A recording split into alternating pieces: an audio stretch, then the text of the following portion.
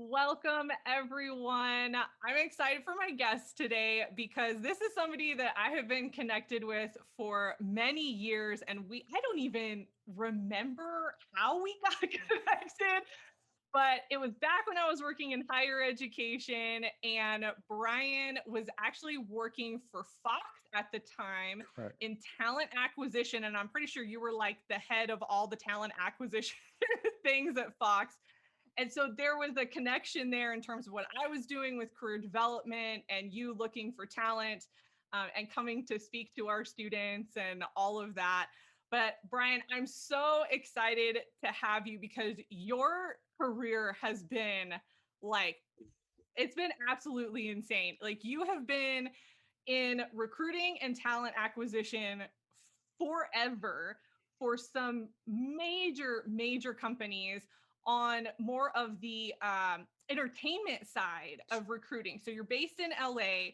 You've worked for House of Blues, the WB. You've been on boards. You worked for Fox. Your career has been absolutely insane. And most recently, though, what I love is you actually made a pivot. And this was like 4 years ago, so it hasn't been that recent.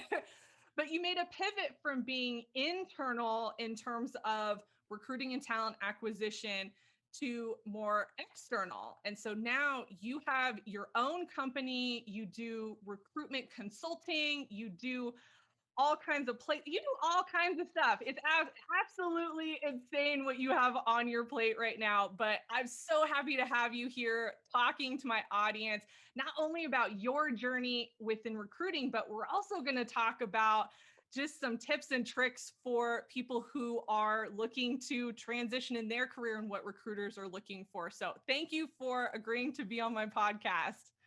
Julia, thank you so much. You are a shining light. I remember meeting you when I believe Drucker was considering having a creative economy school or curriculum. Yes. And Yes, you that's all right. invited a bunch of us out from different companies to kind of just have the discussion about it. And that's where I had a chance to meet you and the team out there. But what I realized in how I at least observed you operating was that it was such a fine line between the nurturing and the coaching and counseling of the students, but then also the in the employer relations, where you were Mhm. having to really work with all the companies. And I appreciated that engagement from you. So thank you for having me. And I'm so proud of your podcast and your amazing marketing. And yeah, like I Thank said, you're a shining you. light. Thank you so much. And oh my gosh, I totally forgot about that. That was like early when I first started at so that was not on my radar at all. But yes, I do remember that. Oh my gosh. It's so this is what I love is, we've known each other for many years, and you want to know what keeps us connected? LinkedIn. And that's one of the coolest things about that platform is it keeps you connected to people. And as I was scrolling through looking for guests, your name popped up and I was like, oh, I have to have Brian. Oh, that's awesome. I knew that you would provide so much value about your journey and then just helping my audience with their transitions as well. So, okay, we got to jump into it because I know you and I tend to talk. And so I want to make sure that we get all this information out there for everybody. So let's talk about what you are currently doing in your company right now, because I think that for people who are interested in talent acquisition and recruiting, this is a little bit different of a path that not everybody thinks about when it comes to recruitment. So can you tell us a little bit about what your company is doing? Sure. And I appreciate, number one, this opportunity to explain it. I do think that I need to start with some context on where I came from and how I got started, because there is a book by a gentleman named Sam Greenlee, and it's called "The Spook That Sat Near the Door." And there's also a movie that he bootstrapped and got online. It's on YouTube. But the point of it is, someone that has been inside of an institution had the privilege of understanding how that institution works, its secrets, unfortunately, where bodies are buried, just really all of the workflows, all of the decision making, as much as, you can be exposed to that. And in the movie, in the book, the person decides to share that information with the community because it's more important to have the community aware of what those institutions are doing than would be just for him to be successful within those institutions. So, Max Edwards Company was a company that was started actually by my father, who was a 45-year veteran in human resources. And so, although I didn't live with him throughout most of my years, I just knew he was a businessman. I ended up going to college and selecting HR primarily because I was a broken down football player and was trying to figure out a way of leveraging my skill set on evaluating talent, trying to defeat my opponent, things like that. But I was always good at picking teams. I was always good at seeing other people's skills. And so business administration, HR came up. I selected it. I call him to let him know this is what I selected. He's like, that's what I do, right? I'm in HR. I'm like, no, I didn't know. So anyway, so the story is I'm a third generation HR person in my family. And Wow. so and it leads to the point of the book that I was mentioning, because in going through my corporate experience, I had to figure out how to survive in this, environment that I wasn't necessarily accustomed to. And those insights, strategies, you know, um, things that I overcame or things that I didn't overcome, that were tough to deal with. It was all data. It was all information. So Max Edwards Company is the intersection between corporate needs, workforce demands, and recruiting strategies, but also the talent pools and the community and the knowledge that they need to be able to gainfully gain employment, to be top candidates. And I think, oftentimes in the recruiting process, as you know, it's almost like the two entities are passing like ships in the night. Yep. The companies are saying we need this and there's a skills gap, and then the candidates are like, well, I did my resume and I don't know why I'm not getting calls back, and there's no growth. And so there's just a disconnect. So we try to be the intersection between those two entities. I just passed my 4-year anniversary of being with the company. Unfortunately, my father passed away in 2017. I did have a chance to work with him for 6 months, which was, a true blessing and an honor. And so I try to continue his legacy of excellence in any way I can and pass on knowledge that obviously I was fortunate to receive from him as well. Amazing. That's amazing. Oh my gosh. Okay, you're bringing up so many things that I want to ask questions about. We're going to have to come back to the football player thing because I totally forgot that you were a football player. So we'll circle back to that in a minute. But oh my gosh, first of all, so sorry about your father. I lost my parents as well, and it's there's something that happens.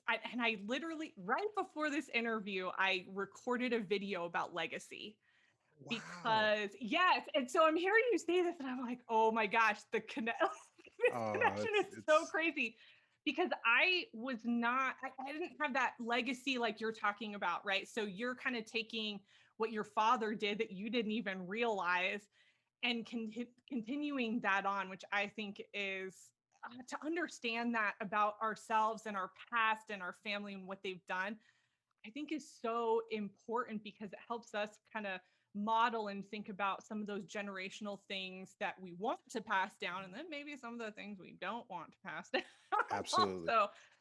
But my parents were teachers. So that was something that I was like, well, that there was kind of a gap there, but my grandparents on both sides were business owners. And so on this recent trip to California, I actually got to learn a little bit more about my grandfather's business that he had and sold long before I was born and all of that. So anyway, I'm making all these connections with this legacy thing because I think it's so important to have that understanding and to ask questions of your parents, your grandparents, your aunts, your uncles, like learn what they do and who Absolutely. they are, because I think it helps us. And a lot of times we only see them in a familial context, which is not the only version of them that exists.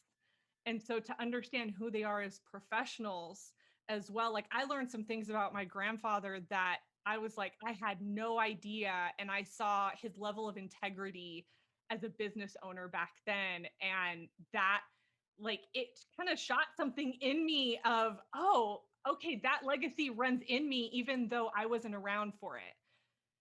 So anyway, okay, I'm kind of No, going no, off no, no, no. on a Let me. tangent, but No, no, no. oh, Actually, this is all really divine because the way that you're describing it is the the challenge for young people and really all talent at this stage.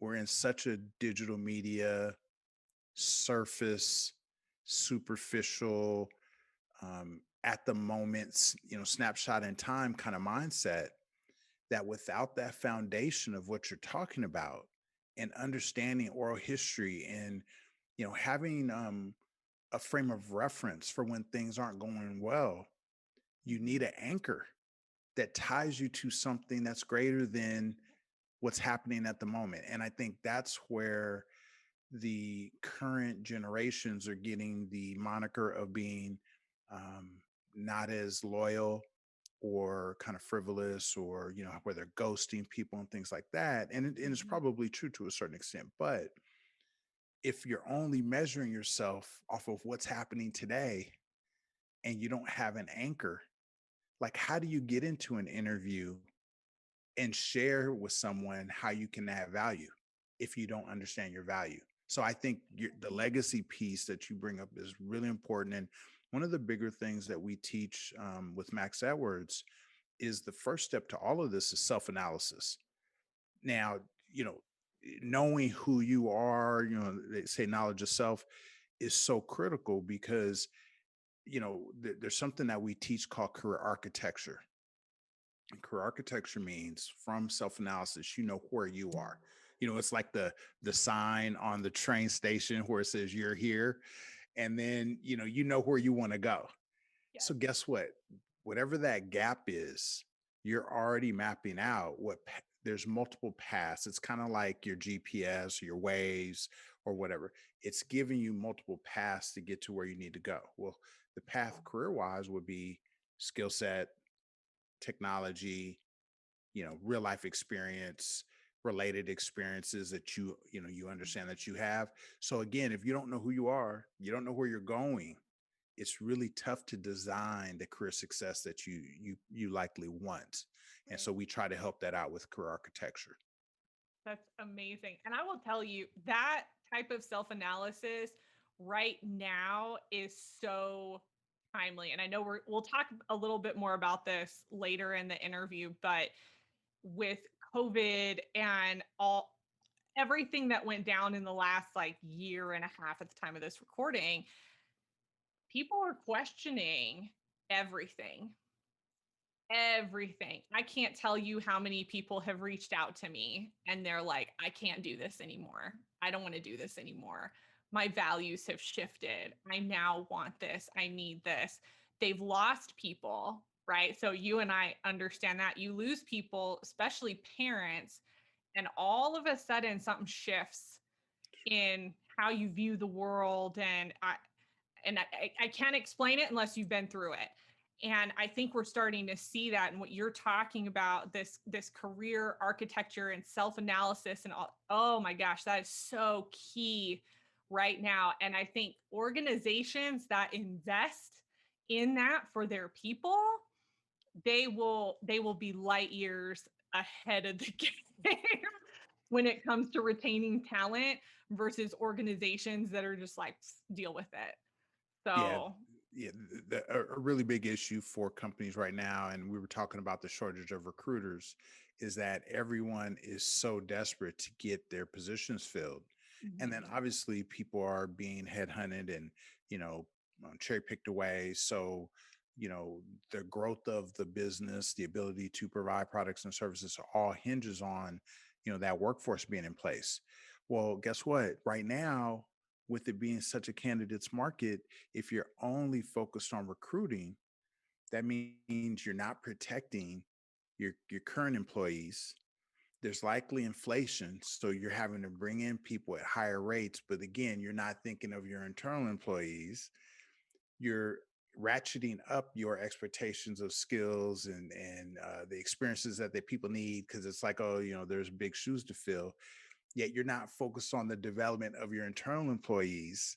And Right. so if it's not a system of, again, growth and pipeline building and talent pool building, dealing with the community, you know, kind of engagement of your internal employees to help the recruiting process because they need to be a part of it in some way.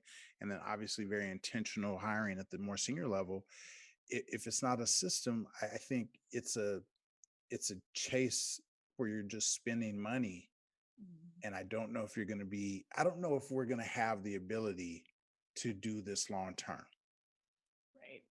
Do you know what I mean? Like Yeah. and you would say this too from a lot of your coaching, or you tell me, I think a lot of young people aren't thinking of working in corporate when they're in school or coming out of school.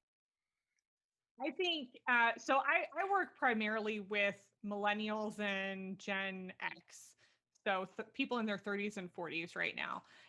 But I'm seeing more of what's happening with the younger millennials as well as the next gen. I think it's Gen Z is the next one. Yes, yeah, Gen Z. Get all these generations mixed up. But I think they're like, nope, we're not messing around. And I think as a millennial, and I would be considered like an elder millennial because I'm kind of in the middle, but we have started that transition of, do we want this? But we have families, we like stability still, whereas Gen Z is like, don't care. This is the life I want to live. I am not loyal to you, organizations, because I think of the internet, right? they, they have a different view of what that means and what it looks like, and it doesn't look good to them. So they're starting their own businesses, or they're joining smaller companies, or they're joining startups that are doing exciting things versus some of these larger, weighted down corporate entities. And that's what I'm observing. I don't know if that's what's going to actually end up happening once that generation comes into like having families or getting married, if that's even what they end up doing, because that's a whole other conversation. But Right. we're starting to see the generations shift, and I think it's going to impact the world of work significantly in the next probably 10 to 20 years. And as Absolutely. millennials come into power positions, so your C-suite positions, VPs, and all of that, I think you will start to see us really be the voice of change in a lot of these larger organizations, but we're not quite there yet. Like, some are starting to break in, True. but not enough. And so I think it'll be interesting the next 10 years for millennials to see what they do in leadership, and the next 15 to 20 for Gen Z to see how they shift the corporate landscape. But having said that, there are still people who value stability. So that's one of the things that I talk about with my career coaching. Like, I'm a career coach for people who want to be in corporate. They want a steady paycheck. They want health benefits because that stuff is expensive, let me tell you. Mm, They want some of that security, and they might do some stuff on the side, but they like that idea. I think you're always going to have people that do that. I just don't know if they're going to have enough coming up. true. So I think that's going to be an interesting shift that we see. But And it may be coming quicker than we think because the numbers on the skills gap are pretty broad right now, just where some jobs are going unfilled, Hmm. especially when you get into more complex functions, whether it be in technology or others. And so just, I mean, think about it. Like, let me just say, a certain company that isn't a Google or, one of the more quote unquote sexy companies, how do they go and attract the best software engineers? I'm not saying that there wouldn't be a cascade or stratus of skills and experiences that would eventually want to work there, but it makes competition very tough to navigate when, if you're not doing something more than just the brand of what your company is. Right. I don't know how you stand outside of all this clutter. Right. Right. Yeah, and I think, talking about Google, I think Google's making some huge waves in terms of skill development and their impact on higher education and what that means, because they're coming out with their own certificates, and we don't know the results of that yet. It's still so new that I don't think there's any data yet in terms of, the percentage of people that get hired from doing something like that. But it they're making moves, Sure. Yeah. they're trying to be innovative, and they're trying to fill that gap, the skills gap that you're talking about. And I think, oh my gosh, I could go on and on about this, but from a higher ed perspective, having come from higher ed is so slow to change. And I think the pandemic has brought that out even more, where people are coming out with degrees and not the skills to match. Not every program, it's not every school, it totally depends, but they need to pick it up. Right. They need And to pick it up. They need to how's that going to change. happen though? How do they do that? I don't know. I honestly, having been in it, I was in it for 8 years. And one of the reasons I left was just the lack of movement.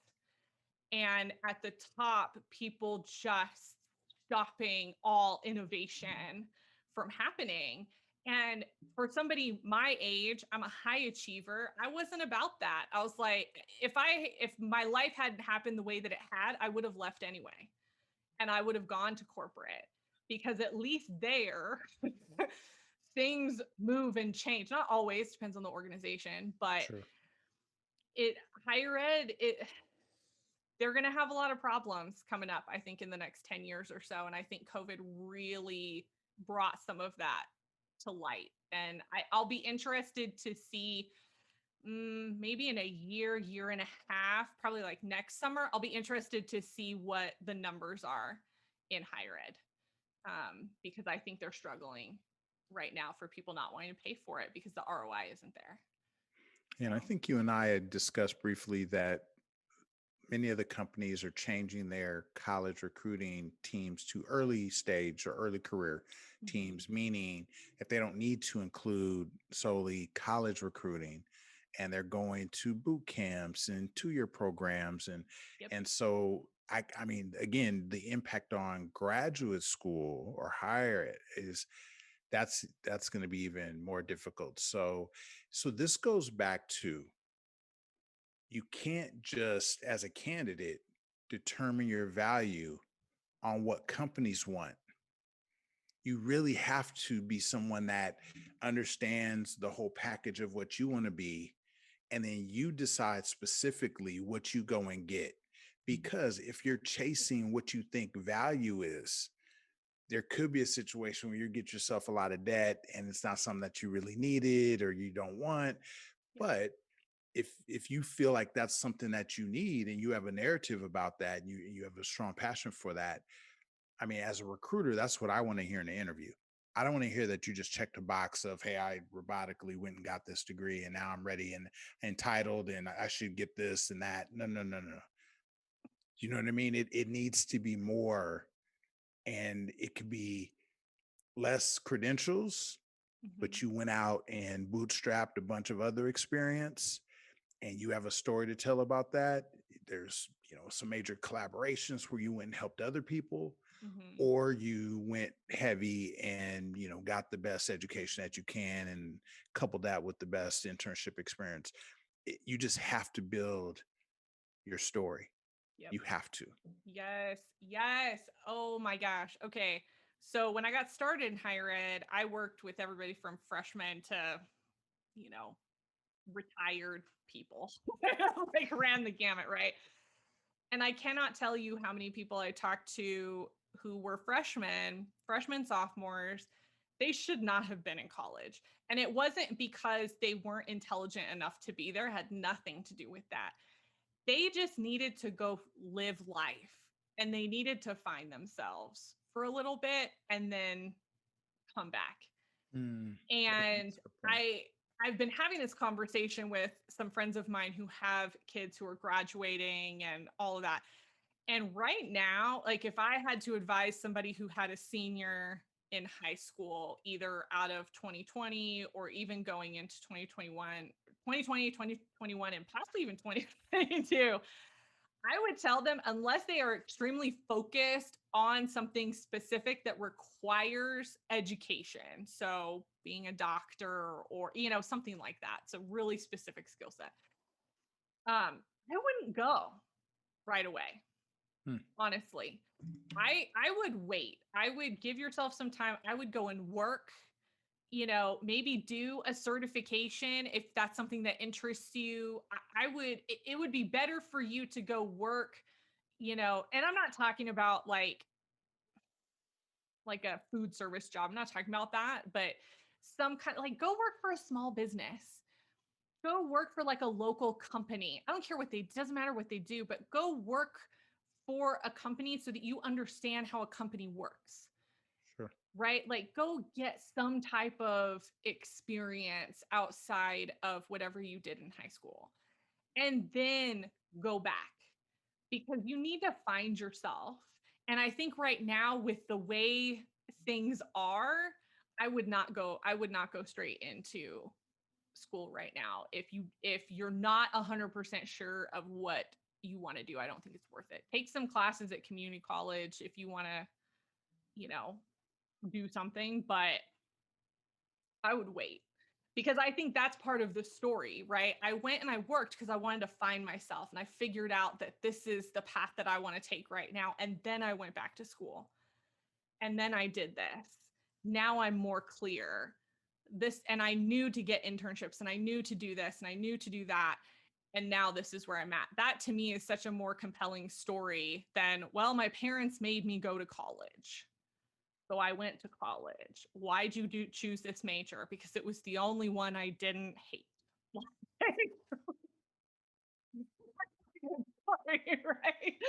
So yeah, I mean, you're spot on. You're spot on. And I have to do a plug for myself right now.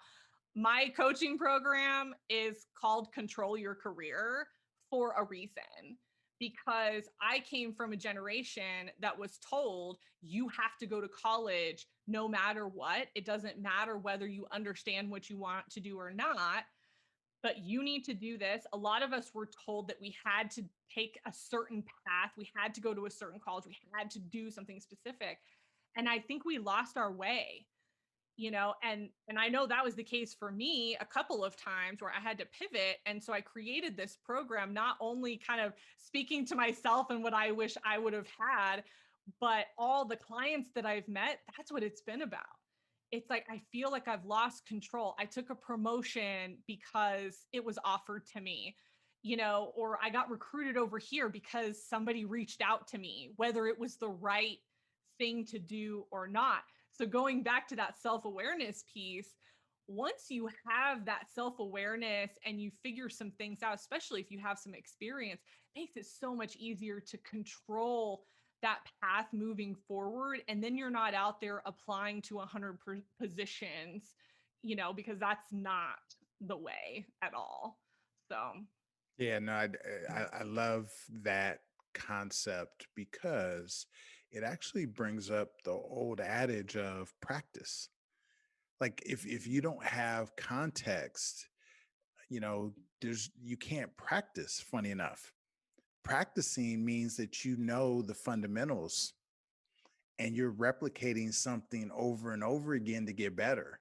Right. So if you're just going to college and you don't really know what you want to do, and that's why people end up switching majors a bunch of times. And so to your point about getting out now, I usually tell people from a project based learning and assessment standpoint, which really is akin to being entrepreneurial, you could do that same process. And it's whether you go to school or not. The goal is you should be starting something that you really Mm, love. And if you don't love it, you're not going to do it. So find you that means you're going to have to try more things and you're going to have to mm, cycle to find what behaviors you like to replicate. right. And then what happens with that is now what's the business case for it? How can you, and it's not about making money necessarily, but okay, so how can you sustain that process with that business? Right. So you start to learn about yourself. And it's the same thing of working for somebody. The other thing would be in the in controlling your career, designing your career. It's who does who does what you want to do the best. Okay, Yep. who are they? What's their story? What are they great at? What are they not good at? We were talking about directors and I deal with a lot of aspiring filmmakers. And the key thing would be, okay, what does Martin Scorsese do that other directors don't do? So the fact that you would be able to tell his films from someone else's films means they're doing something different. So if you now understand 10 different directors, you can find what style works best for you. It's the same thing with musicians. You know, most most pianists play different, you know, major pieces from other famous musicians, right? So Yeah. they start to understand their style. Why don't we do this professionally? We try to tell people to go We look. but you know what I mean, like from Informational accounting or interviews.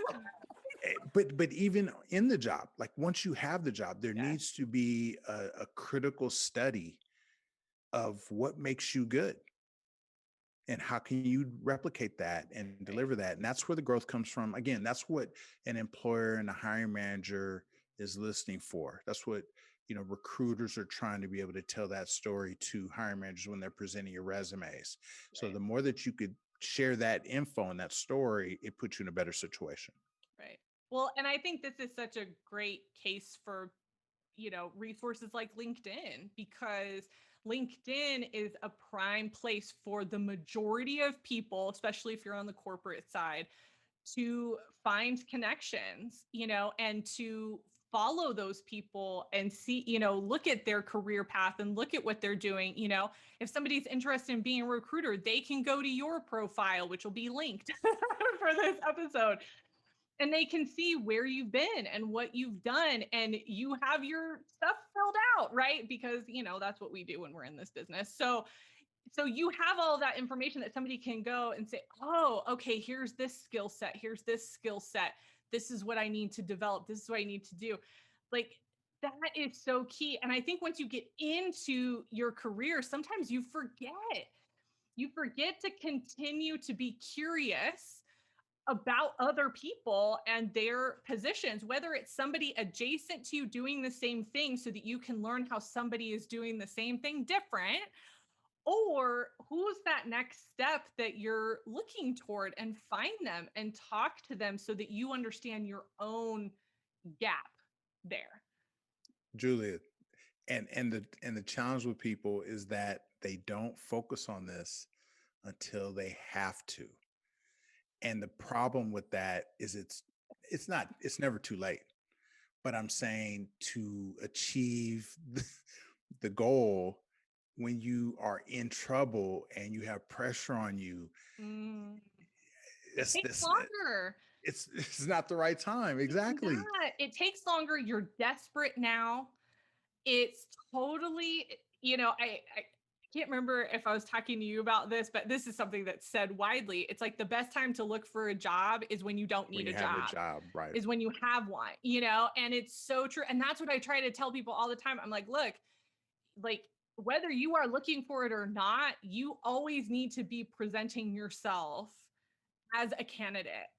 So if you're on LinkedIn, like you need to have opinions, you need to have thoughts, you need to fill out your freaking profile on LinkedIn. Come on, it's the low-lying fruit that's out there. Come Oh on. my gosh, because I have a client right now. I mean, she gets contacted regularly. Regularly. She's not even looking for anything, but regularly because she's consistent and she has the right content on her profiles. So it's like, come on, you guys. It's And yeah, it's a free tool. It's out there for you. So the other thing, groups on LinkedIn is really, I think, overlooked. And the reason being, if you're trying to be a part of a certain community, then you want to be a part of that community. It's like the concept of if you're going to fish for certain fish, you got to be where those fish are. yes. Like, so if you want to learn about something, why not be a part of the professional conversation? You don't have to say anything. But again, for recruiters, just the inference that this person has joined certain groups, Hmm. I have to think, wow, that person is a part of the community. I'm not going to check how active you've been, but you had the wherewithal to join the group. That gives you points with me. Right. Right. So there's just some common sense things that people could do. But again, proactively, it ends up being a very different story than, oh my gosh, we're about to get laid off. I need to, how do I redo my resume when I have no idea what I can put on my resume? And that's what I'm sure you live in addition to myself. So Oh my gosh. Can I tell you when somebody's like, I need help with my resume? I'm like, do you? Because that's not the first thing. That's not the question. that's a great rebuttal question though. My dad always used to say, it's better to have a great question than a good answer. So Oh, I, it's like I like people, that. they come to me and they're like, do you edit resumes? And I'm like, maybe, but you have to go through this whole process with me before I'll even look at your resume because it's not about the resume. Right. It's not about the resume. It's about everything else. And if I don't know you, and I don't do resume reviews anymore anyway, but like if you're my client, you've been my client and I know what we're doing, that's different.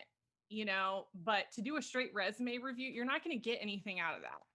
Like you have to do the internal work, you have to figure it out. Because what if you're leaving a position and whether it's by choice or force, then what if it's your fault? Like what like what is there I think that you're going through that you need to adjust for the next position? Like it Oh yeah. no, it's Mm, and I think the value of coaching, hence, you being in a really good place, hopefully, myself being in a good place, is that this isn't just the traditional like someone being taught. I mean, this is at the stage of tough love.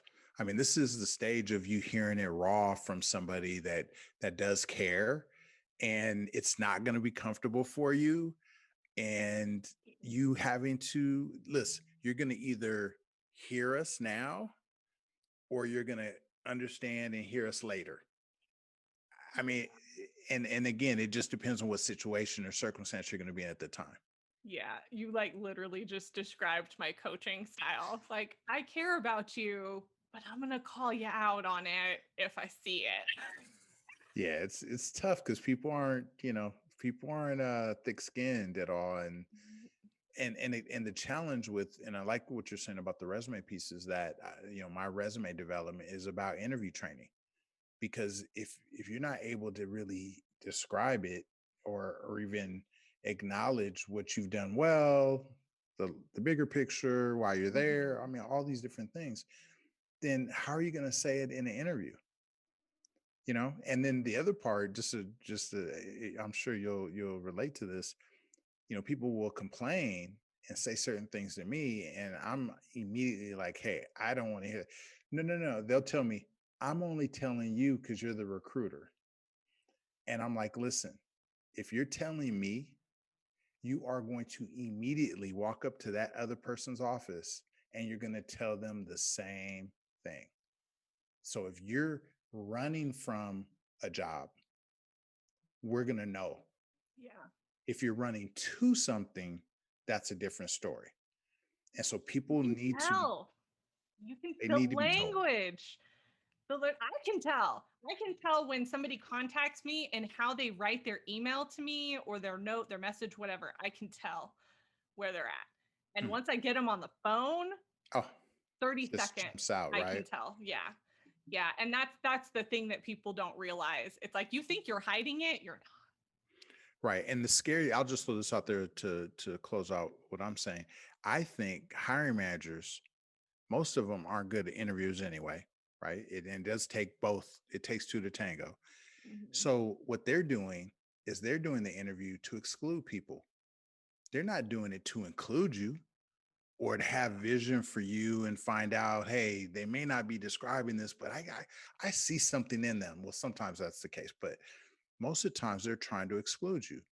Right. So you're right. Those little things and, the tone and kind of your true intentions, that intentionality comes out pretty quickly Yeah. and it doesn't help. So if we can curb that with people and get folks to really know themselves well enough that they can add on when they're doing a new task or they have a new achievement, it's clear. Oh, Right. okay. This Right. is this is what I'm good at. I think we could really change things for a lot of talent that are running into challenges, with their job search or advancing in their careers. Agreed. Agreed. Okay, I want to go back to your story because I wanted you to share a little bit more about your background. So, can you share with the audience what are like two or three poignant transitions that you had like back before Max Edwards that you feel like really got you to the place that you're at now? Thank you for that question. So I, I feel like my career, number one, started as a temp. So being from Southern California and getting a business degree going back to my hometown, I never once really thought about working in entertainment. So, you know, getting recommended for the job from someone, like I was referred to Universal Studios and hey, you should think of this person. And, I got brought into a temp job for 3 weeks. But by week three, they were offering me the staff job. And I worked 3 years in high volume recruiting. I mean, we were hiring 2,000 people a year and delivering 30 people every 2 weeks for recruiting classes. So systems, process, I mean, all those things became really critical because if you weren't efficient and it didn't work. The other thing, just to mention this early career kind of philosophy forming, was we could not find enough people at the time. I'll date myself, but minimum wage was 5.15 an hour at the time. So it was, funny enough, difficult to find enough people. And so one of the people I reported to, he came from FedEx, or yeah, I think it was FedEx, and they had a strategy called info sessions. And again, this was mid 90s. So, Mm. but it was like, don't post and pray and wait for the candidates to apply. Go to where they are, hold sessions, coach them on what it takes to, work at the company and be successful and, Mm. be able to build talent pool that way. And so that really changed my mind because I did a lot of community outreach at the time, a lot. And it shaped my feeling of, what my mission was in human resources. So that was really poignant. Going from that, it was the Disney stores and global retail or global entertainment retail. House of Blues was amazing because that was the advent of the first digital group that I supported, and they Mm. were capturing videos of their concerts, and this was pre-YouTube. So if they had, I don't know what the deal was, but somehow it didn't exactly go like they planned. But could you imagine having all of that library of content ready for like a YouTube or something? It was, pretty incredible. But then I got a call from somebody out of nowhere after 9/11, Mm. and it was, hey, there's an opportunity to go into television. And what I realized from my, again, going back to high volume recruiting, to entertainment retail, to concerts, promotions, and food and beverage, was that television, because it was advertiser heavy, really included all of those elements, all of the skills that I'd be recruiting for. It was kind of an aggregate of my previous background. And so, I mean, it was amazing. I was on a 4-person team, and I was the only recruiter, and just it was supporting a 450 person network. It was incredible. And then, unfortunately, there was a merger, and I ended up being laid off. But through that time, I had to select between going to a similar company that literally was going to be kind of the same experience, or choosing this much larger job, which was unnerving. It was further away, so I was going to have like an hour commute each way. And for whatever reason, I decided to choose the tougher path. And that experience of going from supporting one network to supporting 44 different broadcast and cable networks, and a sports division and technology division, and constantly being under resourced, but working with great people, I was able to, I would say, survive it. Mhm. But through that challenge, also develop new strategies, new techniques, new workflows and processes that became the building blocks of what I brought to Max Edwards. Mm. So that ability to go through and survive it, but then take account of, from an architecture standpoint, what were some of the success measures, really helped define my entrepreneurial path.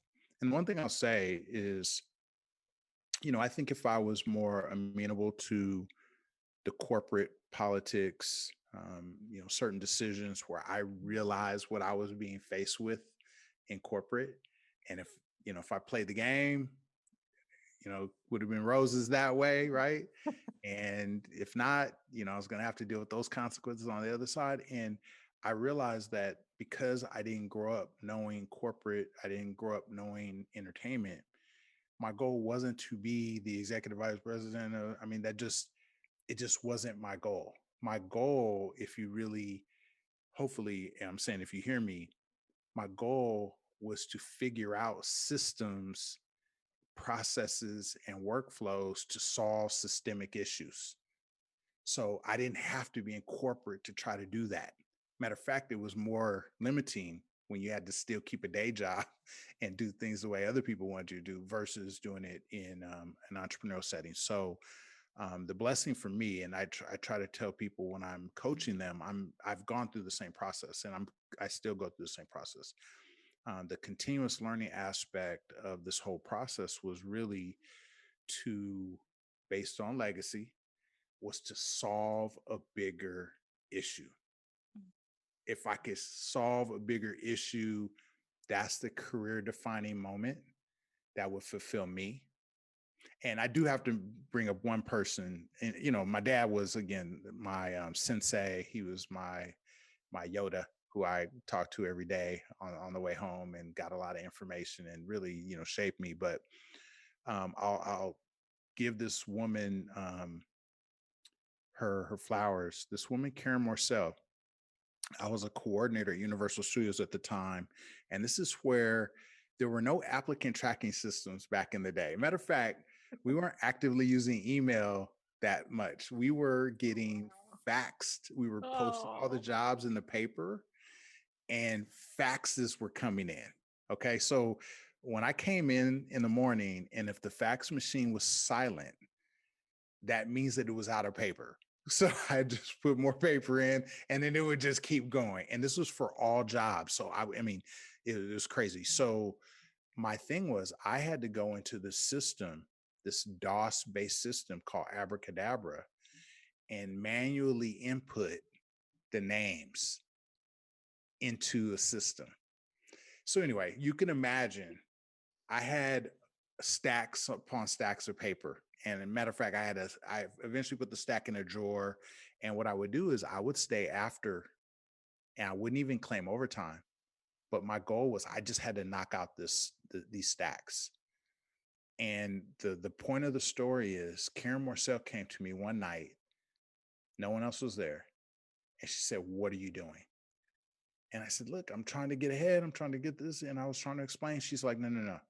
She said, "Until you change a process or come up with some other form of innovation, you will never get the credit, or you'll never demonstrate the value that you're trying to present." And it's that stuck with me. And it was really how I was already positioned mentally. Mhm. And that's really, again, if I were to describe Max Edwards, we're really trying to, um, we're trying to make an impact. We're trying to, um, we're trying to change things for the better. Yes. Ah, I love that. I love that because I think there are a lot of people out there that feel that way. And I think again, now I know we keep mentioning the pandemic, but it's brought a lot of things to light. And I think for some people who are like you, and I'm actually like that as well, very systems focused, systems oriented. How do we improve the systems efficiency?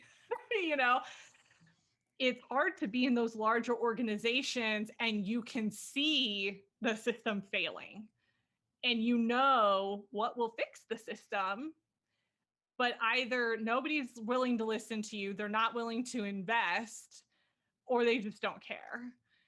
And it gets so frustrating. And I kind of love that that's one of the reasons that you're doing this from more of an external place now, because in some ways you have so much more power and voice as an external person coming in and going, look, I mean, you have the credentials too, because you're like an OG recruiter, like back in the day. Oh, thank you.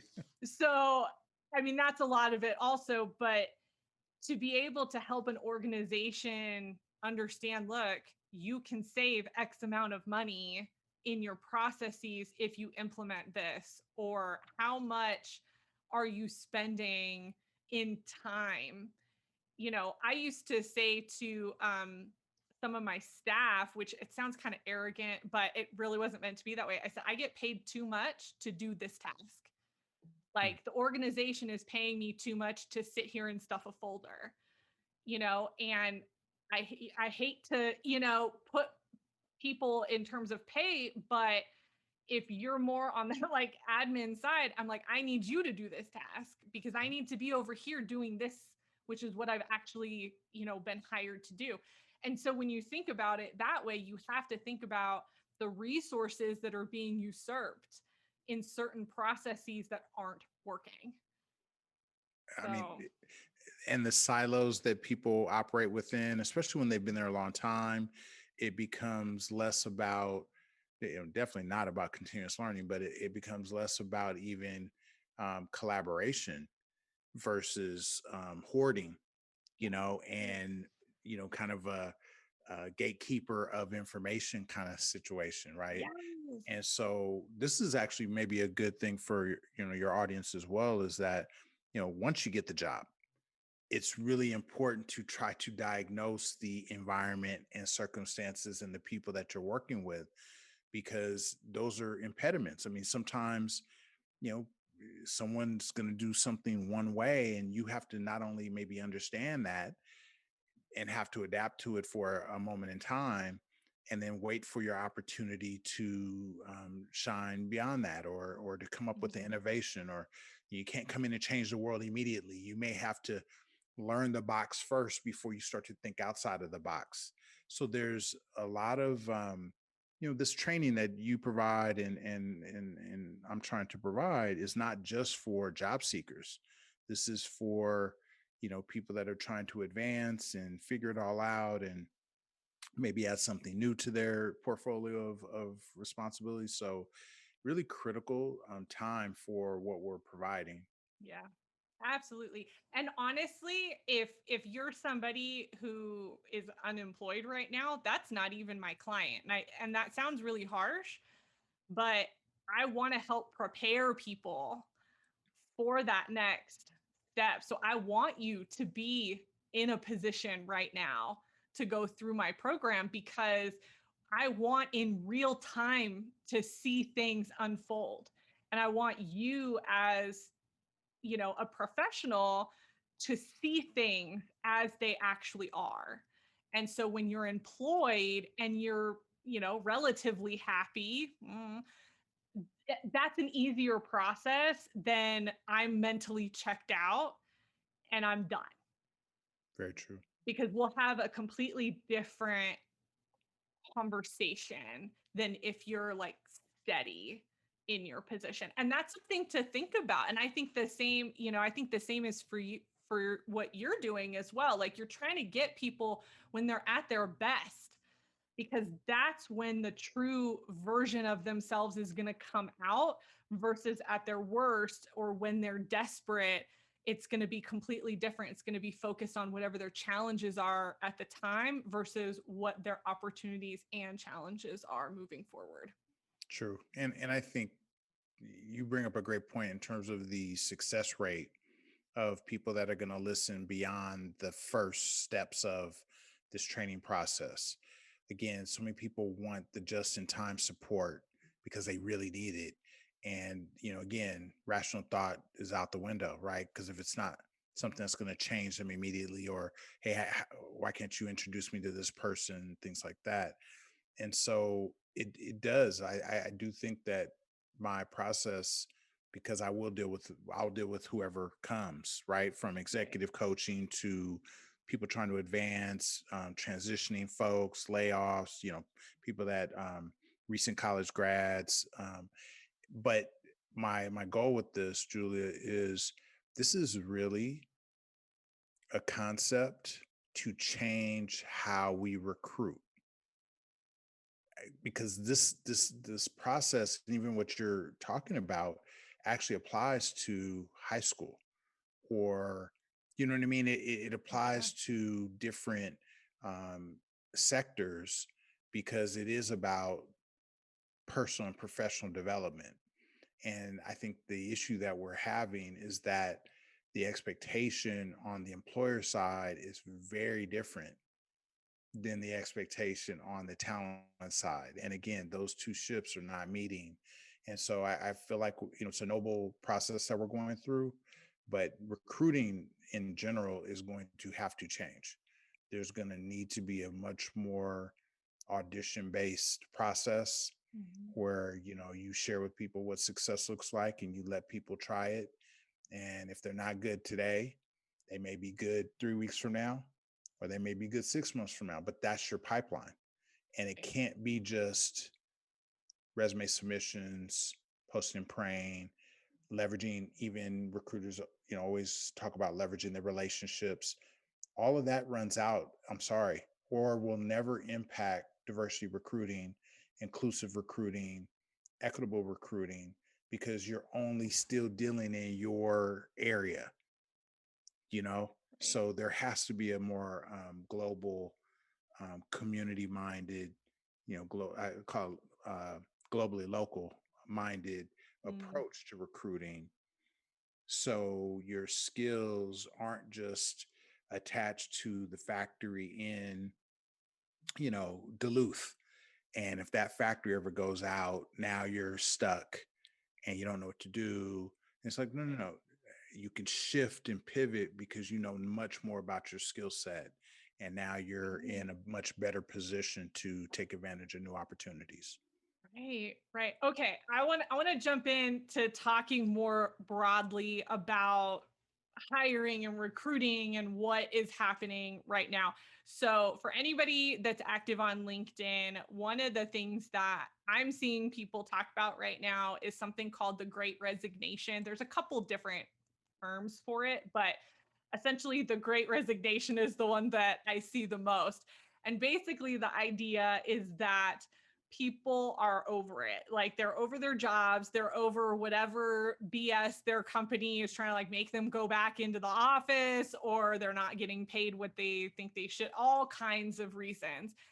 And people want to make shifts. And so the prediction is that over the next probably 6 months to a year or so, we're going to see a lot of people exiting and a lot of people coming back in. And then also things are opening back up again. So hiring, we're rehiring a lot of people and all that.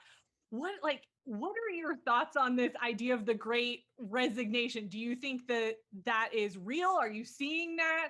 And what are your thoughts on that? I think that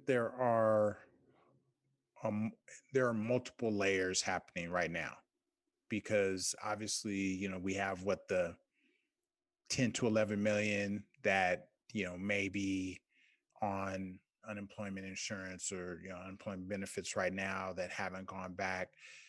You have a really, really hot market for people in certain business functions to where number one, there's new opportunities being created, but then also people can't retain their current employees. So it's almost like a double whammy at that level. Plus, you have inflation that's hitting those positions as well. So companies are having to pay more to attract the best talent. Right. You also have maybe from a entry level standpoint, people aspiring for higher level positions, but again, because of the demands of workforce, it's harder on recent grads to find meaningful work. And so the big dearth of openings that are out there are all of these barely living wage jobs, right? These service jobs. And so it's a little bit of a misnomer in the media and within our government when they're talking about all of the jobs that are open and people getting these 300 extra dollars a week or things like that. It's like they're they be walking away from additional benefits, yes. And I think some people are saying I'd rather just stay home and not work and let me figure out something more. But the challenge with that is it's not like the skill sets of these new jobs are changing. Like they're getting more complex. So as a candidate goes, if you're not evolving yourself during this time or any time, but you aspire to something different. I mean, I don't mean to be so harsh, but it's almost like the definition of insanity, right?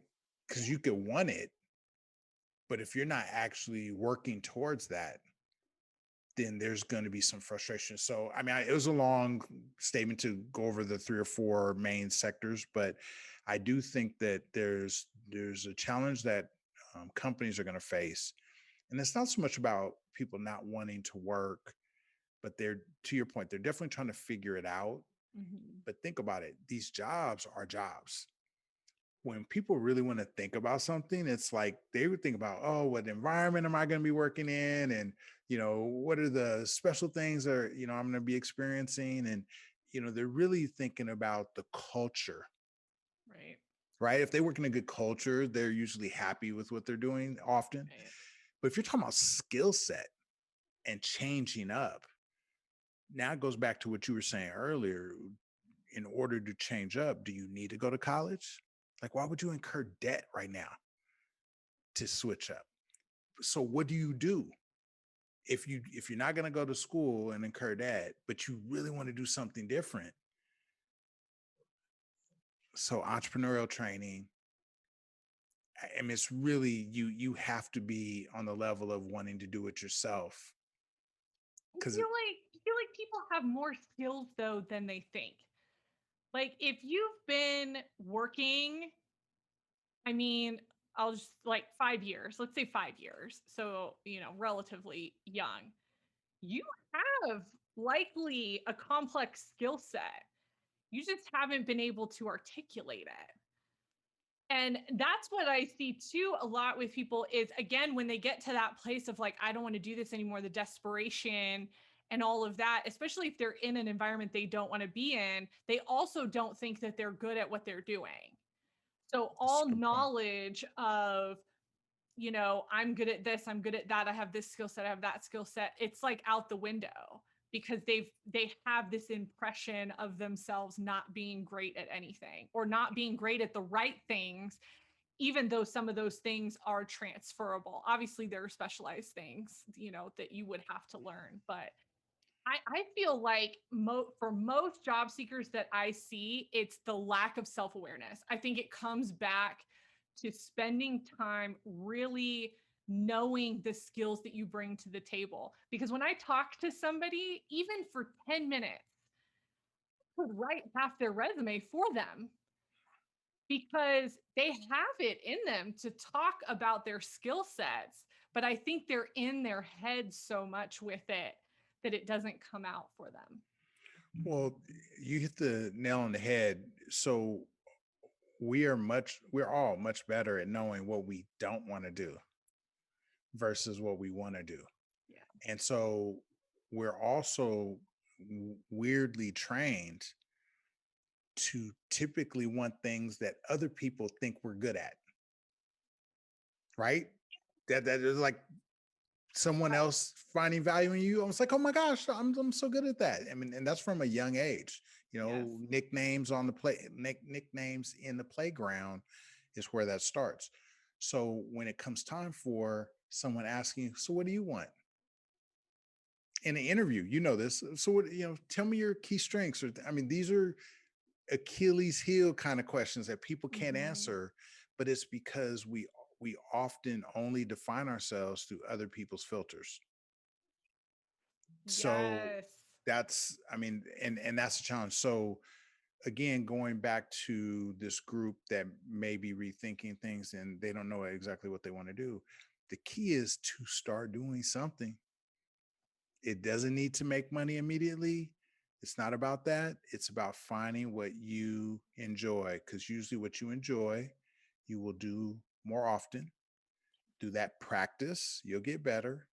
And it's really, it's very logical. Now, I used to deal in the world of entertainment where, the finance person was a writer, but they were a finance person, or the engineer was an actor.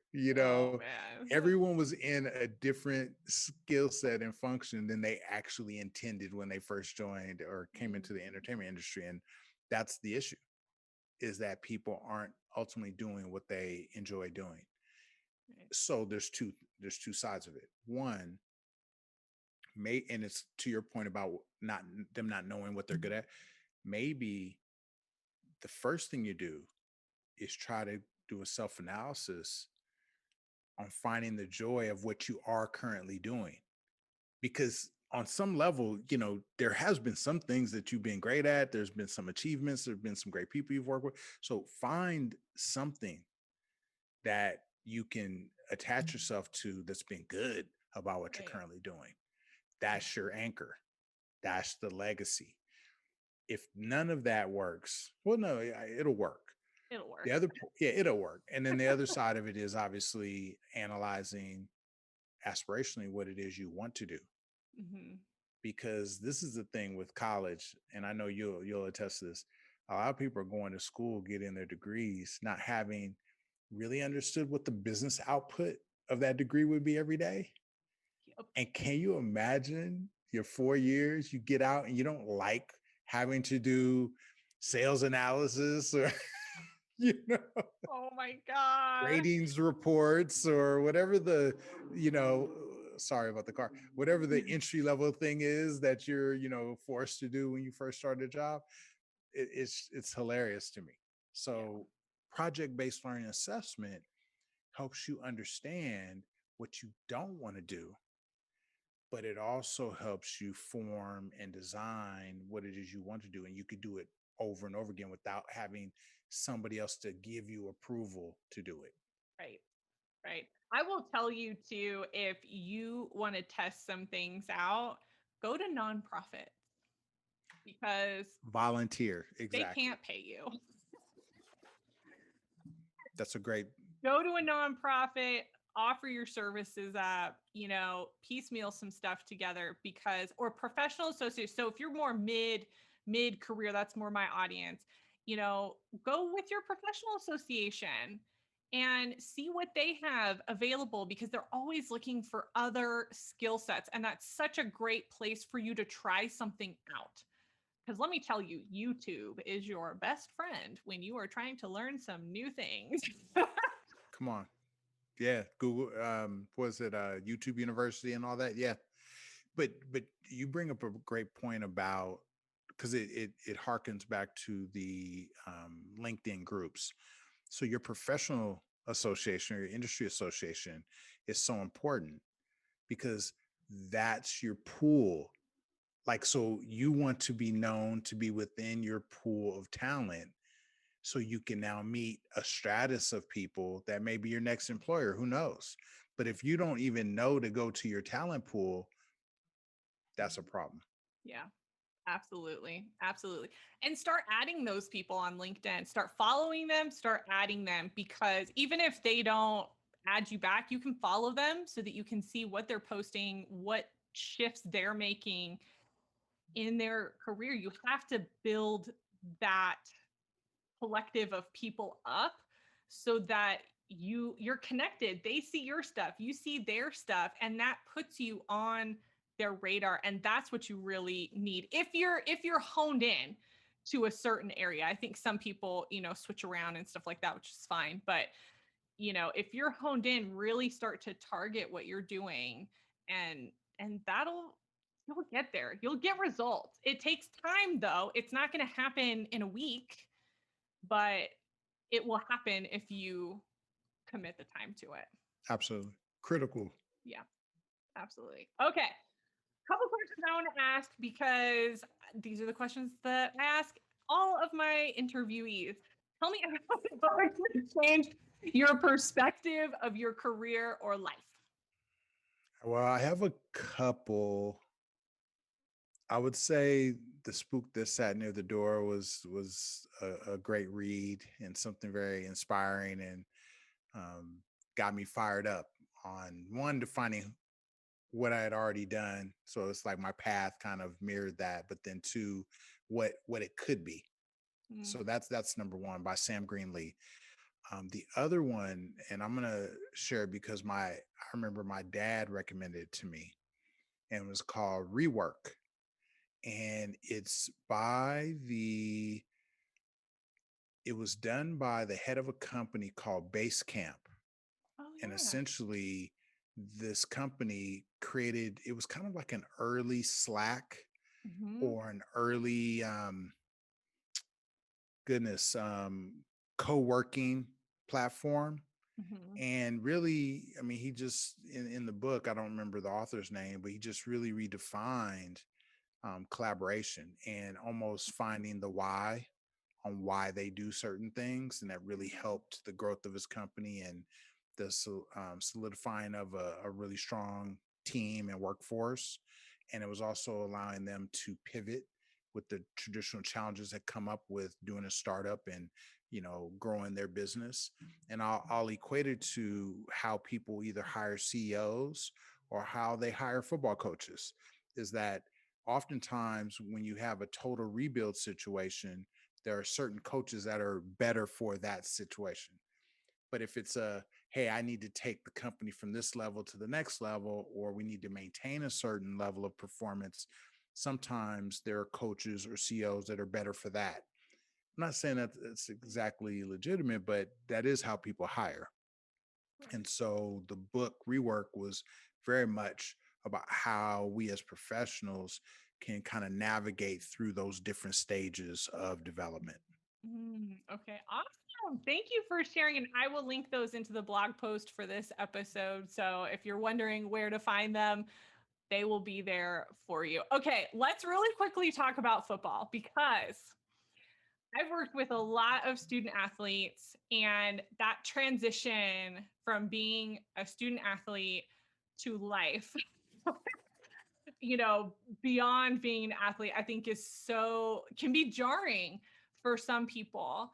And having made that transition yourself, what are some tips that you have for students, or I mean, sometimes even people who are older, but who are still connected to that, that athlete mindset? What are some tips that you have for them in navigating their career? It's a great question. I think the team aspect of sports, especially in college, you're, it's not professional, but you are operating professionally. I mean, there's time schedules and there's certain things that you're having to dedicate yourself to, and the level of study and the I guess the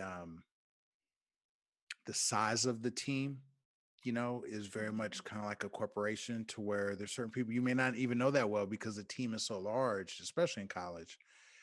But you still find a way of collaborating with them at certain periods of time. So, I mean, I could go into it personally, but I will tell you, I had a tough time, Mm. because I had an injury my last game. Tore up my knee my last game. So, um, just getting through school, coming off a scholarship, and then having another 2 years to really, I was working 3 jobs at one point. I coached high school football, a certain stint. So there was just so much growing for me post, my sports career. But when I got into corporate, I started to see that the personal system was the same. So there was a Mm. level of understanding the fundamentals. There was a level of understanding practice. There was a level of dealing with, really, top end players, the team. It really mirrored a lot of what, sports is. And I, what I'll let me transition to saying, because maybe candidates, if they hear this, they can also understand what corporations should be thinking or are thinking. So if you're an athlete only and you're good at what you do, there's a point where you may be recruited, you know, in the 8th grade, 7th grade. You're getting matriculated through different leagues. So if you play soccer, it's oh goodness, I forget the AYSO or whatever it ends up being. But what ends up happening is then you get on these U12, these age, bracketed, teams, traveling teams. In basketball, it's AAU, and in football, there may be traveling football teams. So naturally, the community and the system that's being set up by professional colleges, high schools, is all to cultivate the talent through those younger years. And they're assessing you at every stage. There's scouts, Mm. parents, people are watching you. And so what happens is they now invite you to camps, and they teach you how to train, and they teach you fundamentals. And so the long of it is, there we spend more time committing to the development and evaluation of athletes than we do professionals or students to professionals.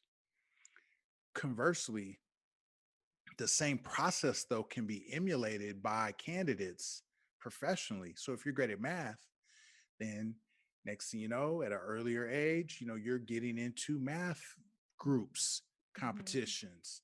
You know what I mean? You're hopefully going to camps that focus on, so you're practicing, you're learning fundamentals. And the same thing with, the educational institutions, things like that. It doesn't matter that you need to go to the most or the highest prestige school, but it's what you get out of whatever school you go to. Mm. And just by doing that, emulating the path of an athlete actually puts you in the best possible situation to be the highest performing you that you could be. And until I realized that to a certain extent, transitioning into corporate and realize that I can, practice on those things and think of systems in the same way and, how I get better. I think that really opened up my eyes. And I was really blessed to get into HR that was at a 30,000-foot view of the Right. whole organization and getting Yeah. exposed to that. But, it's something that, even non athletes can still look at that model, and that lends itself to being a continuous learner, Right. Right. you know? Yes. Here's one thing I'll add too, because especially as athletes get older, so maybe you're more like mid career, and I've had them ask, do I put that on my resume? Do I put that on my LinkedIn? Or maybe they've transitioned to something else. Maybe they're an what do they call, like an ultra athlete, or you're doing Hmm, marathons, you're doing all these other things. Add that stuff in. Like, put that on your LinkedIn, add it to agree. your resume, because there there is a dedication and thought process that if I see that on your information, I'm inferring something about you as a person that's Absolutely. positive, right? You're committed, you can follow through, you can push through hard things, you're pushing yourself, you're pushing your body. If you're on a team, you're working with a team continuously, whether that's what you do at work or not. So I think that's something to remember, is we all have like that professional work life, but we also have the other, life versions of ourselves. And do those things need to cross completely? No, I think definitely have your boundaries up, but share those bits of yourself that will show recruiters, hiring managers, or even your colleagues another side of you that might garner a level of respect that you might not have gotten otherwise. And Especially if you love it. I mean, yeah, that's your story. right. Yeah, it Yeah. absolutely becomes your story. And I think people shy away from that because they think it doesn't sound professional. And it's like, no, you need to be memorable. It's not about being, I mean, yeah, be professional, but be memorable in your interactions with people. When you can do that, that's what you want. Now, I'll take this to a slightly different fork. Is that from an entrepreneurial side, or whatever that functional area is that you're professing to be good at or interested in. Like if you're a coder, or if you're a graphic designer, or if you're a writer, or I mean, I could go on and on. Typically, they say there's a term, writers. What do writers do? Writers write. So if you're going to have a portfolio of work, so if you say you're a graphic designer, typically you're going to have a bunch of designs that you've done, whether it's been working for somebody or just personally. You're going to have that to share. If you are a coder, you're going to have a website that you've done, or you're going to have some work samples. And that is, I think, in addition to the not just the hobby, but the broader life experience, you being able to demonstrate that that other part of you, it's more than a job, it's who you are, Right. is really critical. And that's really an interesting part of, because I saw a shift, and you probably saw this too, where hiring managers are looking to hire entrepreneurs. And I'm like, it's a weird spiting your, what do you say, cutting off your nose and spite your face, because you want an entrepreneur, but you're then going to put them in a corporate box, and it may work out for a little while, but it may not work out for that long. And so corporations are going to have to really get a grip and start to understand that I think number one, we all need to be trained in entrepreneurs, or to be entrepreneurs, but corporations need to also be a lot more friendly and inviting to that entrepreneurial skill set, So anyway, it's just because even if you're a runner, what happens is that ends up being a networking play Yep. to where the other like runners, especially from a LinkedIn or, all those people that are running are professionals in some form or fashion. Right. So if you're part of a running group or so that's one side of it. But then again, back to your professional organization or the fact that you are a part of, a startup group, it's just like running. All those people are professionals. They get a chance to know you in a different way.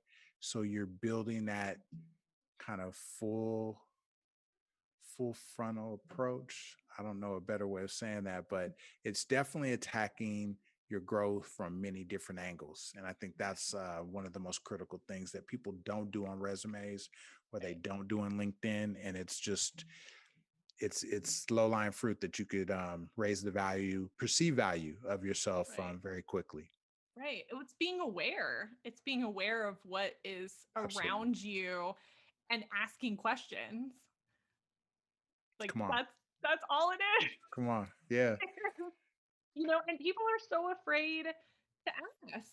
And it's like, what's the worst that's going to happen is they're going to be like, I don't really care. I don't really want to talk to you about that. And if that's what they say, okay, then you just move on to the next person. And I feel like people have to get over that, the nerves of just asking somebody a question about what they do or who they are, and then you have to be able to answer that for yourself too. So that's the other side of it.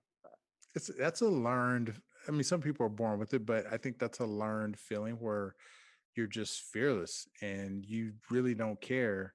And no's are like, okay. yeah, And you just go on to the next. I'm not that great at it, I'm actually but not that great at it either. yeah, it's a path. It's a path we're on. So I accept that. Right.